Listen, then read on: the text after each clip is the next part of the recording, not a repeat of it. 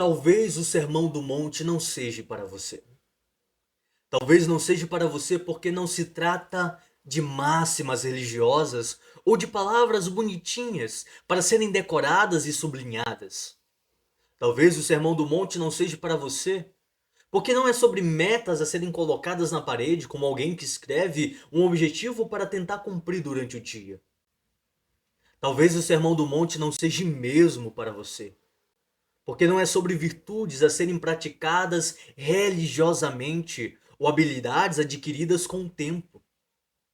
Talvez o Sermão do Monte não seja para você, pois não é sobre observar a lei atentamente na tentativa de tentar cumpri-las. É sobre uma nova lei, posta no íntimo e escrita diretamente no coração. E se essa lei não for escrita dentro de você, talvez, o Sermão do Monte realmente não seja para você. A paz do Senhor, pessoal, tudo bem com vocês? Me chamo Elielso Barbosa, sou um estudante de teologia, um estudante acima de tudo da Bíblia. E de forma simples e profunda, sem perder o Evangelho de vista, eu quero conversar com vocês sobre algo que talvez seja um dos ensinos mais desafiadores de Jesus. Você sabe do que eu estou falando? Sim, é o Sermão do Monte ou Sermão da Montanha. E hoje eu tenho um objetivo com vocês. Eu quero começar com este primeiro episódio a série do Sermão da Montanha, o Sermão do Monte, e quero abordar diversos assuntos, diversos detalhes, diversas características sobre esse sermão e de como aplicá-lo em nossa vida e se de fato somos nós que temos esse poder de olhar para esse texto e de aplicar a nossa vida sobre o que é o Sermão do Monte, sobre como conviver com estas palavras de Jesus Cristo no nosso dia a dia, e vamos abordar diversos assuntos e eu espero que você já tenha deixado sua curtida, deixado seu comentário e compartilhado com alguém para que o algoritmo, sabe, entenda que você gostou deste conteúdo e possa compartilhar com outras pessoas ainda mais e além não esquecer de você também. Deixe seu comentário aqui o que você gostaria de ouvir ou gostaria de entender melhor acerca do Sermão da Montanha, acerca destas palavras do capítulo 5, 6 e 7 do livro do Evangelho de Mateus. Então, hoje, com este episódio, com este primeiro vídeo, eu quero começar fazendo uma introdução geral, apenas olhando de cima sobre alguns detalhes sobre a respeito do Sermão da Montanha, sobre as palavras de Jesus Cristo. Amém? O que é o Sermão do Monte? Antes de tudo, não podemos cair em ideias erradas ou interpretações equivocadas a respeito das palavras de Jesus quando ele pregou no monte para uma multidão, ou alguns entendem apenas para alguns discípulos. Depois estas palavras foram passadas à multidão, mas depois isso é um outro assunto para um outro momento. Mas vamos abordar primeiro nesses tópicos. O que é o Sermão do Monte e quais são as ideias equivocadas ou interpretações equivocadas a respeito disso? No século XIX, no final do século XIX e no início do século XX, houve um movimento teológico que chegou com muita força que se chama o Evangelho Social. E este movimento teológico dizia basicamente o seguinte: o objetivo do cristianismo é melhorar a sociedade. O Sermão do Monte é um manual de ética social. Se todos praticassem o reino de Deus, seria estabelecido o reino de Deus aqui na terra. Veja, parece ser um discurso maravilhoso, lindo, muito até mesmo político, percebe? É um sermão, é uma ideia muito legal, muito diferente. Mas existem alguns pontos que a gente deve trabalhar aqui. Primeiro, ou seja, o que esse evangelho social está querendo dizer com essas palavras? Sobre um cristianismo que melhora a sociedade, sobre o sermão de Jesus ser uma ética, uma ética social, um manual de ética, e se todos praticassem o reino de Deus já estaria entre nós. Ou seja, então o reino de Deus ainda não chegou ou já chegou? O que eles estão querendo dizer? Primeiro, eles estão querendo dizer que a salvação e o reino de Deus seriam alcançados através, primeiro, de boas obras. A ideia do evangelho social seria que eu posso alcançar a salvação e o reino de Deus através de boas obras. Segundo, através de reformas sociais. E terceiro, comportamento ético. Bastava esses três pontos essenciais para que pudéssemos alcançar a salvação e o reino de Deus. Ou seja, você não precisa de uma regeneração, tampouco de uma fé em Cristo. Bastava praticar boas obras, comportamento social, uma reforma social na verdade, e um comportamento ético seria o suficiente para alcançarmos a nossa salvação e o reino de Deus aqui na terra. Porém, existe um grande problema com esta visão. Três principais. E o primeiro problema a respeito dessa visão, ou de alguns que podem possuir este pensamento, que basta olhar para o Sermão do Monte como um manual de ética, como um manual de um verdadeiro comportamento que basta colocá-lo na parede para tentarmos ir colocando cheque. Sabe, a nossa lista, hoje eu fui manso, hoje eu fui humilde, hoje eu fui mais pacífico, hoje, sempre eu tentando fazer, sempre eu tentando praticar, sabe? Justamente o manual. Só que existe um problema com essa visão. Primeiro, ela ignora a natureza espiritual do Sermão do Monte. Quem defende essa ideia de um evangelho social, eles pegam os mandamentos morais, não resistais ao mal, amai-vos uns aos outros, e etc., mas ignoram o início do sermão de Jesus Cristo, que são as bem-aventuranças. Por exemplo, as bem-aventuranças vão dizer: bem-aventurados os pobres de espírito, ou os humildes, os que choram, os mansos, os pacíficos. E quando pensamos nessas palavras, nessas bem-aventuranças, não se trata de pessoas, não se trata de descrição de pessoas que são naturalmente boas. Não é sobre pessoas que já são boas. Na verdade, essas bem-aventuranças descreve uma pessoa que nasceu de novo, uma pessoa que foi transformada interiormente pelo Espírito Santo. Alguém que é humilde de espírito, não é alguém que serve a este mundo. Não é alguém da natureza deste mundo, da natureza carnal. Alguém que é manso, alguém que é pacífico, alguém que despreza as riquezas deste mundo e busca pelas riquezas do reino de Deus, não pode ser alguém de natureza humana, terrena e caída, senão alguém que foi verdadeiramente transformado em seu interior. Alguém que foi transformado por dentro para que pudesse agora externar toda essa ética, toda esse manual.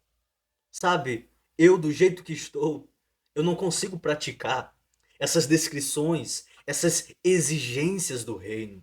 Então, alguém que carrega essa ideia de um evangelho social se esquece dessas descrições da bem-aventurança, pois são estas pessoas que estão capacitadas a serem semelhantes ao Sermão do Monte.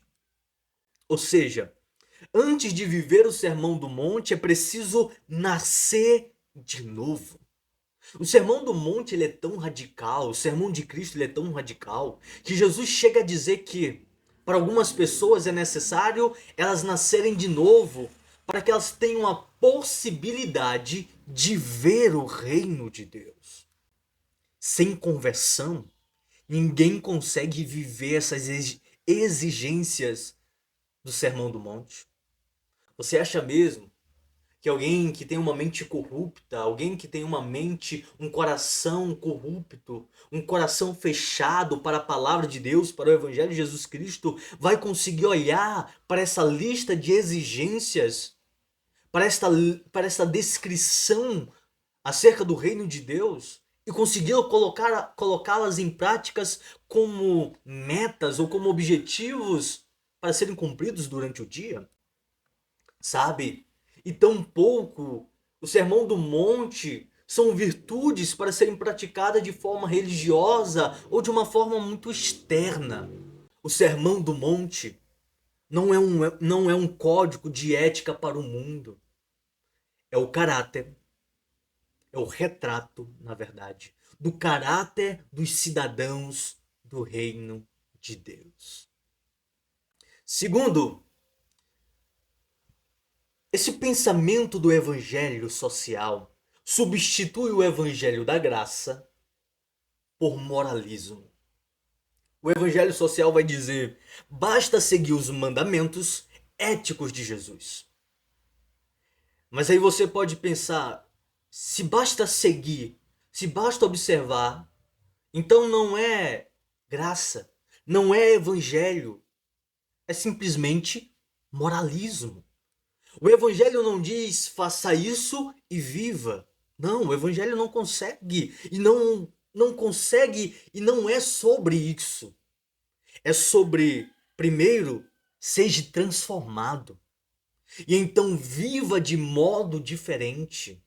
Ou melhor, creia e seja transformado, para que assim possamos viver de um modo diferente, de acordo com o Sermão do Monte, de acordo com aquilo que Jesus Cristo ele ensinou. O Sermão do Monte ele não pode ser vivido sem a graça e o poder do Espírito, pois é o fruto da salvação e não um caminho para conquistá-lo. O Sermão do Monte não são degraus que a gente vai subindo, vai aumentando, vai crescendo até conquistar o reino de Deus. São frutos. Nasce naturalmente. Então, se nasce naturalmente, a gente precisa de novo nascer. Precisamos de novo ser uma nova criatura. Porque só assim para gerar novos frutos. Porque o nosso fruto é vingança, é maldade, é luxúria, é orgulho. Tudo isso faz parte da nossa natureza má e caída. O Sermão do Monte, ele não é um programa social para reformar o mundo. Não, não é isso. Ele tem a capacidade para reformar o mundo? Tem. Mas do jeito que o mundo está, não tem como. O ser humano não é capaz de construir o reino de Deus com os seus próprios esforços. Sabe, o mundo hoje ele tá tão decaído, tá tão mal, que por vezes uma família, uma simples família, pode estar carregando um pai que é assassino. Às vezes uma família pode estar carregando uma mãe que é assassina. Eu acho que o mais espantoso é o filho pode ser um assassino, como a gente tem visto nos nossos dias atuais. Então a ideia utópica de uma sociedade perfeita sem Deus, ela cai por terra. Ela desaba. É sobre tentar chegar até Deus como a Torre de Babel, mas sem Deus no coração, sem Deus operando, sem Deus trabalhando em tudo. Então a gente pode entender o quê? Que o Sermão do Monte é um retrato espiritual de quem já nasceu de novo. Não é algo que o homem possa aplicar por esforço moral, por esforço do próprio braço, da própria mente, mas é algo que o Espírito e somente o Espírito pode produzir no coração de cada crente, de cada um que crê verdadeiramente em Jesus Cristo. E se a gente pode resumir em uma frase, tudo isso que a gente já falou é que o Sermão do Monte não é um caminho para entrar no reino. É o estilo de vida de quem já está dentro dele. E aqui existe muita diferença. Outro ponto de vista sobre essa ideia do Sermão do Monte é que alguns teólogos, e teólogos sérios mesmo, acreditam que o Sermão do Monte é apenas uma explicação mais profunda da lei de Moisés. Ou seja, eles dizem que Jesus não trouxe nada novo, nada diferente, Ele apenas corrigiu os abusos e as interpretações equivocadas, erradas dos fariseus sobre a lei. E quando a gente segue essa linha, Cristo estaria apenas restaurando o verdadeiro espírito da lei mosaica, mostrando que ela era mais profunda ou mais espiritual que os judeus pensavam ou acreditavam. Por exemplo, a gente pode olhar para esses textos da lei que diz, a lei diz não matarás. Então Jesus disse quem odiar o seu próximo já é réu de juízo.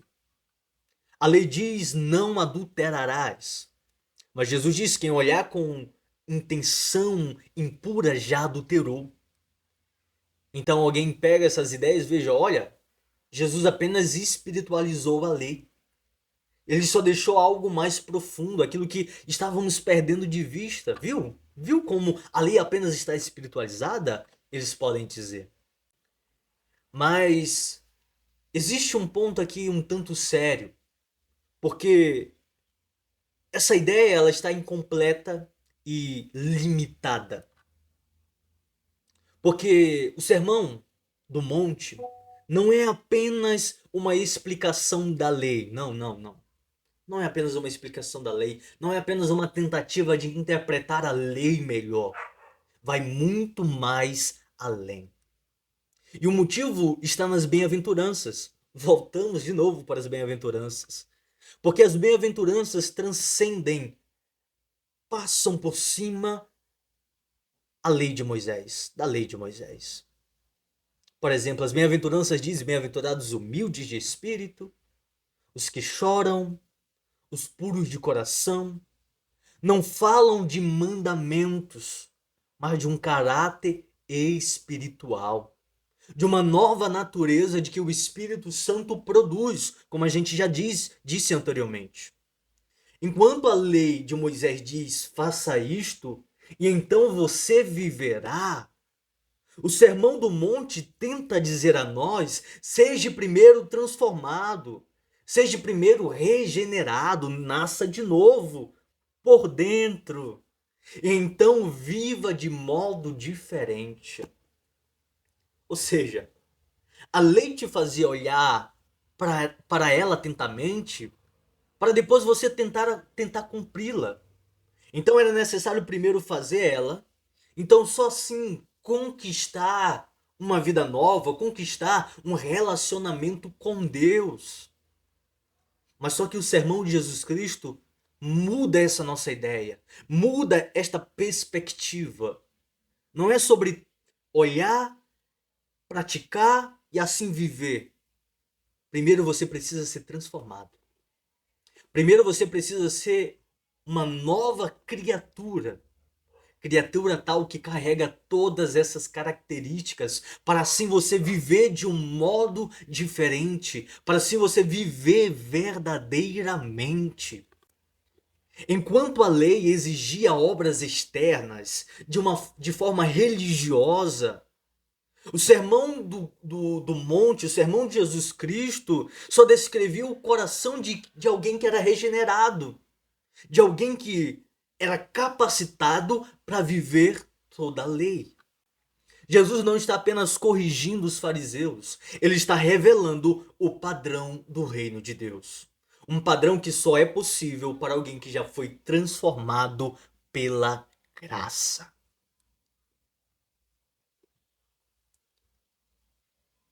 O Sermão do Monte é o padrão. É o padrão de alguém que vive o reino. É o padrão de alguém que está próximo desse reino, que está dentro desse reino. Então, podemos entender o quê? Que a lei só diz faça e viva. O evangelho, viva em Cristo. E então assim poderemos fazer. E então assim poderemos viver de um modo correto. Então o Sermão do Monte, ele não é um texto bonito para ser admirado. Muitos acham isso. Ah, olha como é lindo, vou sublinhar, vou tentar decorar. Na verdade, é um chamado radical para viver de um modo diferente do sistema deste mundo. O Sermão do Monte está te chamando. não para viver como o mundo vive, mas de uma forma totalmente radical. Enquanto o mundo ele vai dizer seja o maior, Jesus diz bem-aventurado os humildes de espírito. Enquanto o mundo grita busque pelos seus direitos, vai atrás do que é teu, o reino responde bem-aventurado os mansos. Você precisa ser manso, de acordo com o reino. O Sermão do Monte é um manifesto da contracultura cristã. É o retrato da vida de alguém que já foi transformado por dentro.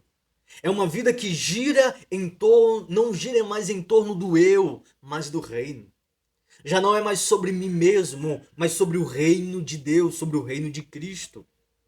Então, antes de perguntar como posso viver tudo isso, precisamos perguntar a quem eu pertenço, de quem eu sou.